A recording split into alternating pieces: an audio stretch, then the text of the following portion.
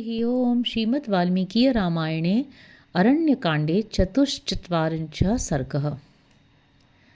श्री राम के द्वारा मारीच का वध और उसके द्वारा सीता और लक्ष्मण के पुकारने का शब्द सुनकर श्री राम की चिंता। तथा तु तं समादिश्य भ्रातरं रघुनंदनः बबन्धासिं महातेजा जाम्बुनद मयत्सरूम। लक्ष्मण को इस प्रकार आदेश देकर रघुकुल का आनंद बढ़ाने वाले महातेजस्वी श्री रामचंद्र जी ने सोने की मूठ वाली तलवार कमर में बांध ली। ततस्त्री विनतं चापम आदायत्म विभूषणम आबध्य च कपालौ द्वौ जगामोदग्र विक्रमः। तत्पश्चात महापराक्रमी रघुनाथ जी 3 स्थानों में झुके हुए अपने आभूषण रूप धनुष को हाथ में ले पीठ पर 2 तरकस बांध कर वहां से चल दिए। तम वन्य राजो राजेन्द्रम आपतंतम निरीक्ष्य वै बभूवांतर्हितस्त्रासात् पुनः संदर्शने भवत। राजाधिराज श्री राम को आते देख वह वन्य मृगों का राजा कांचन मृग भय के मारे छिप गया था, परंतु फिर तुरंत ही उनके दृष्टिपथ में आ गया। बद्धासिर्धनुरादाय प्रद्रुद्रावयतो मृगः तं स्म पश्यति रूपेण द्योतयन्तमिवाग्रतः। अवेक्ष्यावेक्ष्य धावन्तं धनुष्पाणेर्महावने अतिवृत्तमिवोत्पाताल्लोभयानं कदाचन। शङ्कितं तु समुद्रभ्रान्तमुत्पतन्तमिवाम्बरम्। दृश्यमानमदृश्यं च वनोद्देशेषु केषुचित् छिन्नाभ्रैरिव संवीतं शारदं चन्द्रमण्डलं मुहूर्तदिवस्तदृश मुहूर्तात् प्रकाशते। तब तलवार बांधे और धनुष लिए श्री राम जिस ओर वह मृग था उसी ओर दौड़े। धनुर्धर श्री राम ने देखा वह अपने रूप से सामने की दिशा को प्रकाशित सी कर रहा था। उस महान वन में वह पीछे की ओर देख देख आगे की ओर भाग रहा था। कभी छलांग मारकर बहुत दूर निकल जाता, कभी इतना निकट दिखाई देता कि हाथ से पकड़ लेने का लोभ पैदा कर देता था।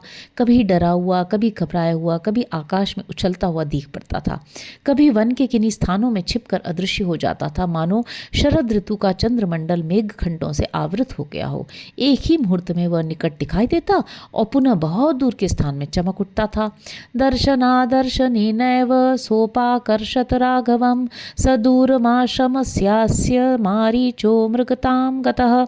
इस प्रकार प्रकट होता और छिपता हुआ वह मृग रूपधारी मारीच श्री रघुनाथ जी को उनके आश्रम से बहुत दूर खींच ले गया। आसीत् क्रुद्धस्तु काकुत्स्थो विवशस्तेन मोहितः अथावतस्थे सुश्रान्तश्छायामाश्रित्य शाद्वले। उस समय उससे मोहित और विवश होकर श्री राम कुछ कुपित हो उठे और थक कर एक जगह छाया का आश्रय ले हरी हरी पास वाली भूमि पर खड़े हो गए। सतमुन्मापादमदयामास मृगरूपो निशाचरः मृगैः परिवृतोत्थान्यैर्दूरात् प्रत्यदृश्यत। इस मृग रूपधारी निशाचर ने उन्हें उन्मत्त सा कर दिया था। थोड़ी ही देर में वह दूसरे मृगों से घिरा हुआ पास ही दिखाई दिया। गृहीतु कामं दृष्टा तं पुनरेवाभ्यधावत तत्क्षणादेव संत्रासात् पुनरंतर्हितोऽभवत्। श्री राम मुझे पकड़ना चाहते हैं, ये देखकर वह फिर भागा और भय के मारे पुनः तत्काल ही अदृश्य हो गया। पुनरेव ततो दूरात् वृक्षखण्डात् विनिसृतः दृष्ट्वा रामो महातेजास्तं हन्तुं कृतनिश्चयः। तदनंतर वह पुनः दूरवर्ती वृक्ष समूह से होकर निकला। उसे देखकर महातेजस्वी श्री राम ने मार डालने का निश्चय किया। भूयस्तु शरमुत्थृत्य कुपितस्त्रस्त्रराघव सूर्यरश्मि प्रतीकाशं ज्वलन्तमरिमर्दनं संधाय सुदृढे चापे विकृष्य बलवत्पलितमेव मृगमुद्दिश्य श्वसन्तमिव पन्नगं मुमोच ज्वलितं दीप्तम् अस्त्रं ब्रह्म विनिर्मितं। तब वहाँ क्रोध में भरे हुए बलवान राघवेंद्र श्री राम ने तर्कस से सूर्य की किरणों के समान तेजस्वी एक प्रज्वलित एवं शत्रु संहारक बाण निकालकर उसे अपने सुदृढ़ धनुष पर रखा और उस धनुष को जोर से खींचकर उस मृग को ही लक्ष्य बनाकर फुफकारते सर्प के समान सनसनाता हुआ वह प्रज्वलित एवं तेजस्वी बाण जिसे ब्रह्मा जी ने बनाया था छोड़ दिया।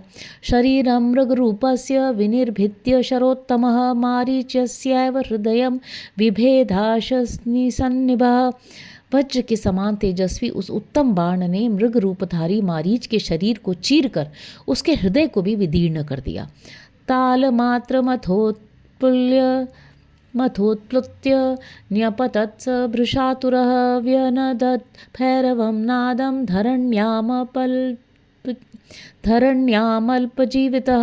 उसके चोट से अत्यंत आतुर हो वह राक्षस ताड़के के बराबर उछलकर पृथ्वी पर गिर पड़ा। उसका जीवन समाप्त हो चला। वह पृथ्वी पर पड़ा पड़ा भयंकर गर्जना करने लगा। म्रियमाणस्तु मारीचो जहोतां कृतिमां तनुं स्मृत्वा तद्वचनं रक्षो दध्यौकेन्तु लक्ष्मणम् इह प्रस्थापयेत् सीता तां शून्ये रावणो हरेत्। मरते समय मारीच ने अपने उस कृत्रिम शरीर को त्याग दिया। फिर रावण के वचन का स्मरण करके उस राक्षस ने सोचा कि किस उपाय से सीता लक्ष्मण को यहाँ भेज दे, शून्य आश्रम से रावण उसे हर ले जाए। सप्राप्त काल माज्ञाय चकार च ततः स्वनं सदृशं राघवस्येव हासीते लक्ष्मणेति च। रावण के बताए हुए उपाय को काम में लाने का अवसर आ गया है, ये समझकर उसने श्री रामचंद्र जी के ही समान स्वर में हा सीते हा लक्ष्मण कहकर पुकारा। तेन मर्मणि निर्विद्धम शरेणानुपमेन ही मृगरूपम तु तत्यक्त्वा राक्षसम रूपमा स्थितः। श्री राम के अनुपम बाण से उसका मर्म विदीर्ण हो गया था, अतः उस मृग रूप को त्याग कर उसने राक्षस रूप धारण कर लिया। चक्रे स सुमहाकायं मारीचो जीवितं त्यजन् तं दृष्ट्वा पतितं भूमौ राक्षसं भीमदर्शनं रामो रुधिरसिक्तांगं चेष्टमानं महीतले जगाम मनसा सीतां लक्ष्मणस्य वचः स्मरन्। प्राण त्याग करते समय मारीच ने अपने शरीर को बहुत बड़ा बना लिया था। भयंकर दिखाई देने वाला उस राक्षस को भूमि पर पड़कर खून से लथपथ हो धरती पर लौटते और छटपटाते देख श्री राम को लक्ष्मण की कही बात याद आ गई और मन ही मन वे सीता की चिंता करने लगे। मारीचस्य तु मायेषा पूर्वोक्तं लक्ष्मणेन तु तथा ह्यभवत्यात् मारीचोऽयं मया हतः। वे सोचने लगे, अहो जैसा लक्ष्मण ने पहले कहा था उसके अनुसार वह वास्तव में मारीच की माया ही थी। लक्ष्मण की बात ठीक निकली, आज मेरे द्वारा ये मारीच ही मारा गया। हासीते लक्ष्मणेत्येव माकृष्यतु महास्वनं ममार राक्षसः सोऽयं श्रुत्वा सीता कथं भवेत् लक्ष्मणश्च महाबाहु कामावस्थां गमिष्यति। परंतु ये राक्षस उच्च स्वर से हा सीते हा लक्ष्मण की पुकार करके मरा है। उसके इस शब्द को सुनकर सीता की कैसी अवस्था हो जाएगी और महाबाहु लक्ष्मण की भी क्या दशा होगी। इति संचित्य धर्मात्मा रामो हृष्टतनुरुः तत्र रामं भयं तीव्र मा विवेश विषादजं राक्षसं मृगरूपं तं हत्वा श्रुत्वा च तत्स्वनम्। ऐसा सोचकर धर्मात्मा श्री राम के रोंगटे खड़े हो गए। उस समय वहाँ मृग रूपधारी उस राक्षस को मारकर और उसके उस शब्द को सुनकर श्री राम के मन में विषाद जनित तीव्र भय समा गया। निहत्य पृषतं चान्यं मांसमादाय राघव त्वरमाणो जनस्थानं ससाराभिमुखं तदा। उस लोक विलक्षण मृग का वध करके तपस्वी के उपभोग में आने योग्य फल मूल आदि लेकर श्री राम तत्काल ही जनस्थान के निकटवर्ती पंचवटी में स्थित अपने आश्रम की ओर बड़ी उतावली के साथ चले। इतिहासे श्रीमद् रामायणे वाल्मीकि आदि काव्ये अरण्यकांडे चतुश्चत्वारिंशः सर्गः। इस प्रकार श्री वाल्मीकि निर्मित आर्ष रामायण आदि काव्य के अरण्यकांड में 44वां सर्ग पूरा हुआ। पंचचत्वारिंशः सर्ग। सीता के मार्मिक वचनों से प्रेरित होकर लक्ष्मण का श्री राम के पास जाना। आर्तस्वरं तु तं भर्तुर्विज्ञाय सदृशं वने उवाच लक्ष्मणं सीता गच्छ जानीहि राघवम्। उस समय वन में जो आर्तनाद हुआ उसे अपने पति के स्वर से मिलता जुलता जान श्री सीता जी लक्ष्मण से बोली, भैया जाओ श्री रघुनाथ जी की सुधि लो, उनका समाचार जानो। नहीं में जीवितं स्थाने हृदयं वावतिष्ठते क्रोशतं परमार्तस्य श्रुत शब्दो मया भृशम। उन्होंने बड़े आर्त स्वर से हम लोगों को पुकारा है। मैंने उनका वो शब्द सुना है, वो बहुत उच्च स्वर से बोला गया था। उसे सुनकर मेरे प्राण और मन अपने स्थान पर नहीं रह गए। मैं घबरा उठी हूँ। आक्रंदमानं तु वने भ्रातरं त्रातुमर्हसि तं क्षिप्रमभिधाघाव त्वं भ्रातरं शरणे विषं रक्षसां वशपापन्नं सिंहानामिव गोवृषं न जगाम तथोक्तस्तु भ्रातुराज्ञाय शासनम। तुम्हारे भाई वन में आर्तनाद कर रहे हैं, वे कोई शरण रक्षा का सहारा चाहते हैं।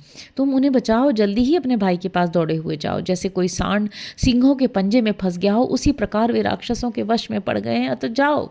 सीता के ऐसा कहने पर भी भाई के आदेश का विचार करके लक्ष्मण नहीं गए। तमुवाच ततस्तस्त्र क्षुभिता जनकात्मजा सौमित्रे मित्ररूपेण भ्रातुस्त्वमसि शत्रुवत् यस्त्वमस्यामवस्थायां भ्रातरं नाभिपद्यसे इच्छसि त्वं विनश्यन्तं रामं लक्ष्मणमत्कृते। उनके इस व्यवहार से वहां जनक किशोरी सीता क्षुब्ध हो उठी और उनसे इस प्रकार बोली, सुमित्रा कुमार, तुम मित्र रूप में अपने भाई के शत्रु ही जान पड़ते हो, इसीलिए तुम इस संकट की अवस्था में भी भाई के पास नहीं पहुंच रहे हो। लक्ष्मण, मैं जानती हूँ तुम मुझ पर अधिकार करने के लिए इस समय श्री राम का विनाश ही चाहते हो। लोभात् तु मत्कृते नूनं नानुगच्छसि राघवं व्यसनं ते प्रियं मन्ये श्रेहो भ्रातरि नास्ति ते। मेरे लिए तुम्हारे मन में लोभ हो गया है, निश्चय ही इसलिए तुम रघुनाथ जी के पीछे नहीं जा रहे हो। मैं समझती हूँ श्री राम का संकट में पड़ना ही तुम्हें प्रिय है। तुम्हारे मन में अपने भाई के प्रति स्नेह नहीं है। तेन तिष्ठसि विस्त्रब्धम तम पश्यन् महाद्युतिम किम ही संशय मापन्ने तस्मिन्निह मया भवेत कर्तव्यमिह तिष्ठन्त्या यत् प्रधानस्वमागतः। यही कारण है तुम उन महातेजस्वी श्री रामचंद्र जी को देखने न जाकर यहाँ निश्चिंत खड़े हो। हाय, जो मुख्यतः तुम्हारे सेव्य हैं, जिनकी रक्षा और सेवा के लिए तुम यहाँ आए हो, यदि उन्हीं के प्राण संकट में पड़ गए तो यहाँ मेरी रक्षा से क्या होगा।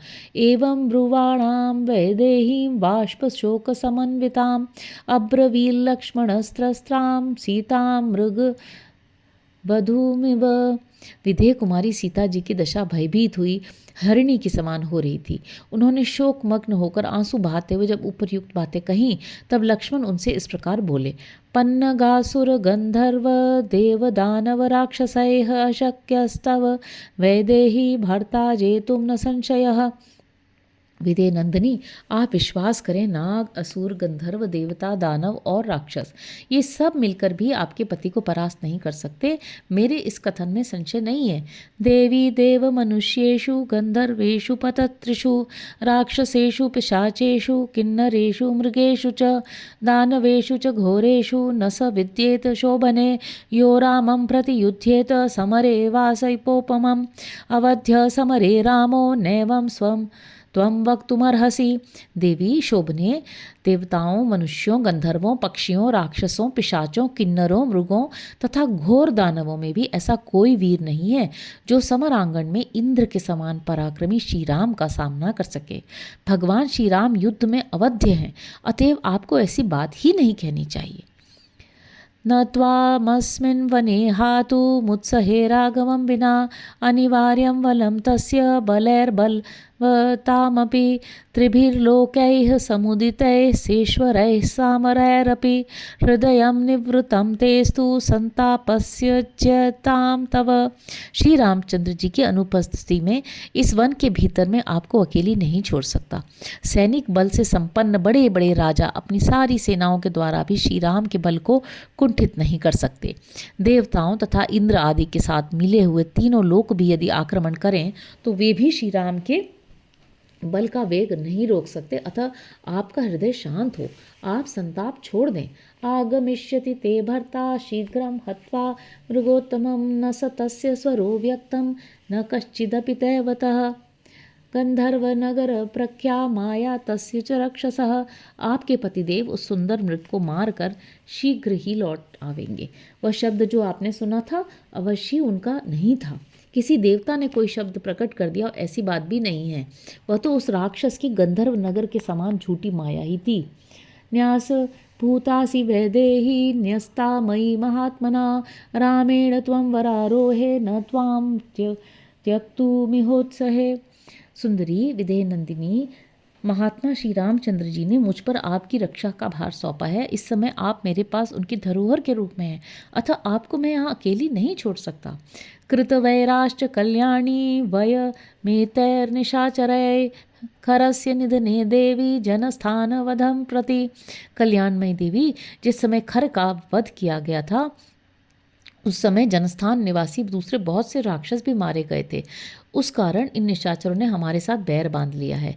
राक्षसा विविधा वाचो व्याहरन्ति महावने हिंसा विहारा वैदेही न चिंतई तुमर्हसि। विदेह नंदिनी, प्राणियों की हिंसा ही जिनका क्रीड़ा विहार या मनोरंजन है, वे राक्षसी इस विशाल वन में नाना प्रकार की बोलियां बोला करते हैं, अतः आपको चिंता नहीं करनी चाहिए। लक्ष्मणेनैव मुक्ता तो क्रुद्धा संरक्तलोचना अग्रवीत परुषम वाक्यम लक्ष्मणम सत्यवादिनम।